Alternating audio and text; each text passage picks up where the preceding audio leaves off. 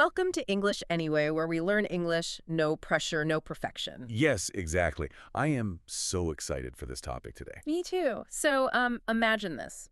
Imagine you spend hundreds of hours reading really long, difficult books on how to ride a bicycle. Okay, I am picturing it. You memorize how the pedals work, right? You study the tires, and you spend your whole weekend watching professional cyclists on YouTube. You know everything about bikes. Exactly. You know everything. But then you actually get on a real bike for the very first time, and, well, you instantly fall over. Right, because your legs just don't know what to do. Exactly. Your legs have no idea. And today, we're doing a deep dive into why this exact same thing happens with learning English. Like, you can read, you can listen, you understand podcasts perfectly, but when you actually open your mouth and speak, you just completely freeze. You freeze up. People Yeah. usually think, oh, I am just not smart enough, or my memory is really bad. I hear that all the time.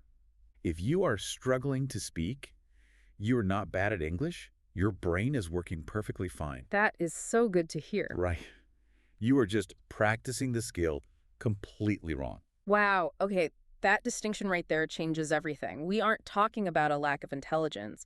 We are just dealing with how we train our brains. Exactly. So to figure out why so many of us have this huge vocabulary trapped inside our heads, we need to look at what I like to call the input trap. Ah, the input trap. This is so sneaky because it feels really productive. Right. It feels like you're doing a good job. Exactly. I notice students often spend huge amounts of time on input. You know, they listen to a podcast on the train, they read news articles, or they use flashcard apps on their phone. Like constantly feeding the brain new words. Yeah, but the problem is, input only trains your brain to recognize things. It is passive. It does absolutely nothing to train the actual physical skills you need to speak. Okay, let's unpack this a bit, because I think this is where the big disconnect happens. It's exactly like my bicycle story earlier. It really is. Understanding an idea in your head and physically doing it with your body are two completely separate things in your brain. Totally different neighborhoods in the brain. Right. When you listen to a podcast, you are using the listening part of your brain. But speaking means you have to pull a word from your memory, put it in a sentence, and then send signals to your mouth and tongue to make a sound. Yes, you have to build the road out of your brain. When you only practice input, you build a massive, super fast highway into your brain. But the road out? The road out is just a messy dirt path. No one uses it. And if you do not actively practice speaking, that dirt path will never improve. I mean, no matter how many flashcards you memorize. So that is the illusion of progress, right? We understand more and more, so we feel like we should be able to speak. And when we can't, it feels like a total failure. Exactly. So how do we fix this? How do we start clearing that dirt path so we can actually talk? The fix is surprisingly simple. Yeah. Honestly, it might sound a little boring, but that is why it works. Okay, I am listening. You have to start incredibly small. And you must completely stop trying to learn new vocabulary when you do this. Wait, no new words at all? None. Yeah. Zero. At the end of the day, I want you to simply say 2 or 3 sentences out loud about your day. Something super basic like, today was busy, I had a meeting, I feel tired. That sounds almost too simple. I mean, if a student wants to speak fluent English at a big office job saying, I feel tired, to an empty room feels like a step backward, doesn't it? Well, it only feels backward if you think the goal is to use big, fancy words. But the goal here is purely mechanical. It's exercise for your mouth. Oh, I see. By using super easy words that you already know perfectly, your brain doesn't have to search for vocabulary. You can focus 100% of your energy on the physical act of speaking out loud. You're just getting used to the feeling of your own voice in English. Exactly. Okay, that makes sense. Mm-hmm. But that leads us straight into the next big problem. Let's say you do this. You practice your simple sentences. But then you are face to face with a native speaker and you still freeze. Yes, the classic freeze. You trap everything in your head again. Why does that happen? Fear. It is entirely driven by the fear of making a mistake. Instead of just answering, you try to build the perfect sentence in your head first. But, I mean, real conversation is fast. It doesn't wait for you. Exactly. By the time you build that perfect sentence in your head, the moment is gone. The other person is talking about something else, so you just stay quiet. Wow. Yes. Rather than saying something messy, we just stay totally silent. And that silence just makes the fear worse. You walk away thinking, my English is so bad I couldn't speak. But really, you just couldn't edit fast enough. Wait, I need to push back on this a little bit. Sure, go ahead. Here's where I usually struggle with this advice.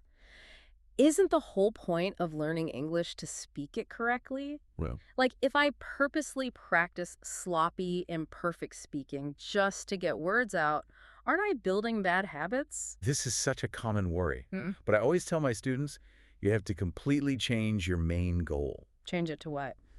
You need to shift your goal from being correct to being understood. Mm. We have to stop asking our brain, is this grammar right? And start asking, can this person understand me? But doesn't that just lead to bad English? No, it leads to fluency. And fluency has to come before accuracy. Look at it this way. Silence is a much worse habit than a grammar mistake. That is a bold statement. It's true. If you use the wrong verb tense, but I understand that you went to the store yesterday, we communicated successfully. We connected. Right, the job got done. Exactly. But if you stay completely silent because you forgot the past tense of the word go, communication completely fails. You can't fix a mistake if you never open your mouth. Oh, wow. Okay, I love that. A messy first draft is better than a blank page. Perfect way to say it. So how do we bypass this mental grammar checker in real life? When someone asks a question, how do we just speak? I teach a really practical trick for this. It's called the 3-second rule. The 3-second rule, how does it work? When it is your turn to speak, or someone asks you a question, you give yourself a maximum of 3 seconds. 1, 2, 3.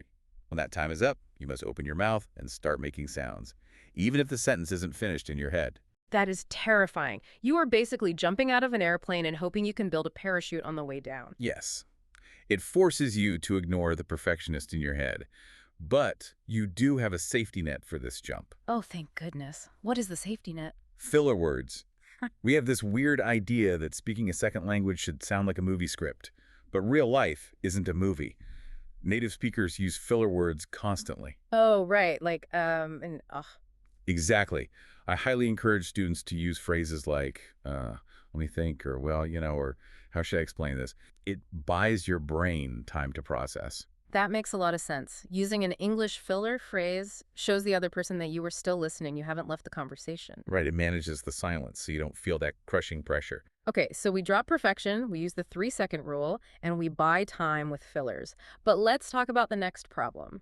The blank mind. Yes, the blank mind. So you are ready to be messy, you open your mouth, and there is just nothing there. Yeah, just empty space. But, I realize now, this often isn't even an English problem. It is such a brilliant realization. When your mind goes blank, you usually don't lack English words. You just lack ideas. You simply don't know what to say about the topic. To make this easy to understand, think about your own native language. Imagine you are at a party and someone asks you a super complicated question about new tax laws. Oh, no. Right. If you haven't read the news, your mind goes blank. So you don't know what to say, but you don't blame your native language. You don't think, oh, I am bad at my first language. You just accept that you don't have an opinion on taxes. Exactly. But when that exact same blank mind happens in English, students panic. They immediately think, my English is terrible, I am failing. Trying to think of a new idea and translate it in English at the same time completely crashes your brain. It's just too much work all at once. So what is the fix for this? The fix is preparing what I call safe topics. Safe topics. Okay. Yes. These are 2 or 3 simple stories that you practice ahead of time, things you know really well, like a quick story about your job, what you did on the weekend, or just how you're feeling today. It's like a conversational emergency kit. Exactly. It's pre-packed, you carry it with you, and the second you feel panicked, you open the kit. So if someone asks a really hard question and you freeze, you don't try to force a hard answer. Right, you pivot. You pivot to the safe topic. You say, I'm not sure about that, but my brain is a little tired today anyway because work was super busy. That pivot is so powerful. By having a safe topic ready, you don't have to think of ideas. You already know the story.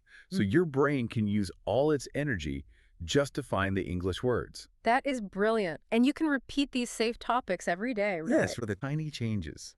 Repetition builds comfort, and comfort builds confidence. Okay, this brings us to the final piece of the puzzle today. We know we need to practice output. We need to drop perfectionism and use our emergency kits. But how does a listener actually do this every single day? People are so busy. If we tell them to speak to a mirror for 45 minutes a day, they will quit by Wednesday. Oh, completely. Nobody has time for that. That is why the best way to do this is with a daily micro habit. Just a tiny, tiny habit. And the method I love the most is called constrained journaling. Constrained journaling. What are the rules for that? At the end of your day, you take a notebook and write 3 to 5 short sentences about your day. But here's the big rule, the constraint. You can only use words you already know. Wait, only words I know. Yes, you're completely forbidden from opening a dictionary or using a translation app. No looking up new words. That sounds really frustrating, actually. What if I had a very complicated day? Let's say my boss completely ignored my ideas in a meeting and I felt really angry. Okay, good example. If I don't know how to say ignored my ideas in English, how do I write about it without a dictionary? This is the magic of the rule.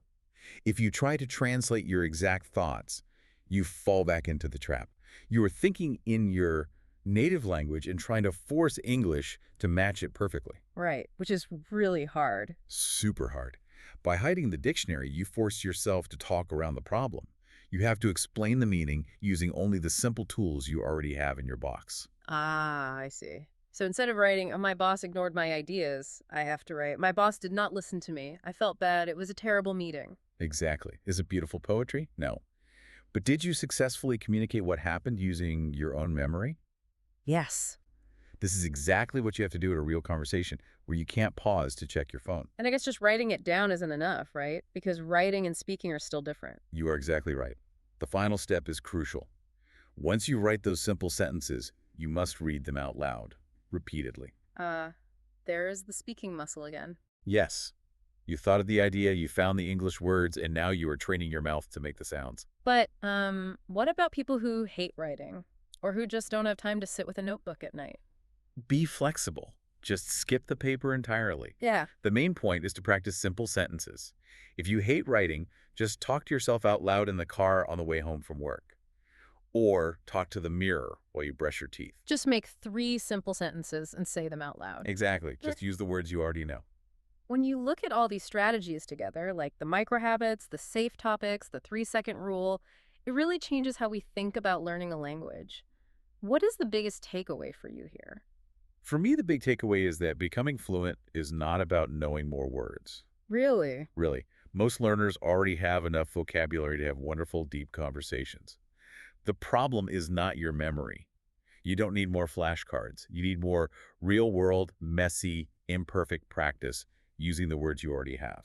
It's like having a garage full of bricks but never actually building a house. Exactly. Get out there and build a messy house. I love that. Okay, let's quickly recap our deep dive today for everyone listening. First, remember the input trap. Listening to podcasts won't magically make you speak. Right. You have to practice the output. Second, embrace the mess. Stop trying to build perfect sentences in your head. Use the 3-second rule to force yourself to talk, and use filler words to buy time. Third, if your mind goes blank, it just means you need ideas. So build your conversational emergency kit with a few safe topics. And finally, practice tiny daily speaking habits, like saying 3 sentences out loud every day using only the words you already own, no dictionaries allowed. Use what you own. It works wonders. So before we go, I want to leave you with one final thought, something to really think about today. I want you to think about your native language. Oh, this is a good point. Think about the casual conversations you have with your family or your friends on a normal Tuesday. If you recorded those conversations, you might be really surprised by what you hear. Very surprised. Because how much of your daily conversation is actually just the same small pool of simple words? We don't use academic, fancy words with the people we love. No, we use simple verbs, simple nouns, and easy adjectives. Exactly. And those simple words are completely enough to share our feelings, build deep relationships, and live our lives. So true. So here is the question you need to ask yourself. If you only need a tiny fraction of your native vocabulary to connect with people, why do you demand complete, perfect, dictionary-level English from yourself when you speak? It's such a freeing idea. The bar for connecting with humans is so much lower than the bar for being perfectly correct. It really is. Yeah. So my question for the comments today is this. What is one of your safe topics? Let us know what simple story you are keeping in your emergency kit. I can't wait to read them. Thank you so much for joining us today. Lower your standards, make some mistakes, and have fun. Keep learning English any way you want, and I'll catch you in the next one.